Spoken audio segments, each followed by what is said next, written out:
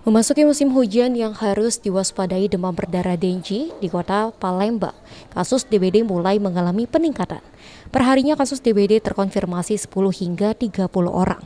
Data Dinas Kesehatan Kota Palembang dari Januari hingga Oktober 2021, kasus terkonfirmasi DBD sudah 187 orang, meningkat jika dibandingkan tahun sebelumnya dari Januari hingga Oktober 2020 hanya 140 orang. Sedangkan kasus kematian akibat DBD dari tahun ini dan sebelumnya masih 0 kasus atau nihil.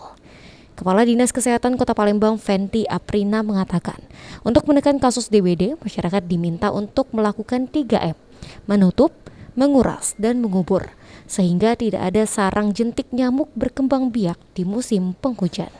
Jadi untuk kota Palembang ini kan masih endemis untuk terjadinya demam berdarah.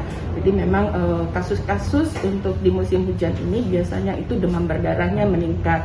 Dan juga sudah terlihat sebetulnya di dalam peningkatan kasus, kalau yang sebelum-sebelumnya kita kasus demam berdarah itu di bawah 10 kasus, sekarang kita sudah untuk kasus demam berdarah itu sudah 20 kasus lebih setiap harinya. Jadi untuk itu masyarakat harus waspada terhadap penularan penyakit demam berdarah.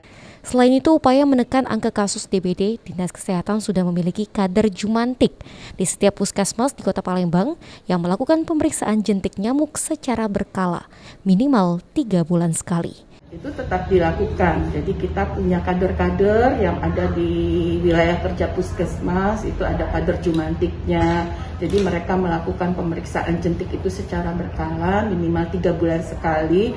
Jadi memastikan bahwa angka bebas jentik di wilayahnya itu kurang dari 80%. Kalau angka bebas jentiknya kurang dari 80%, maka insya Allah penularan kasus demam berdarah itu bisa kita. Abidin Rewanto, PAUL TV.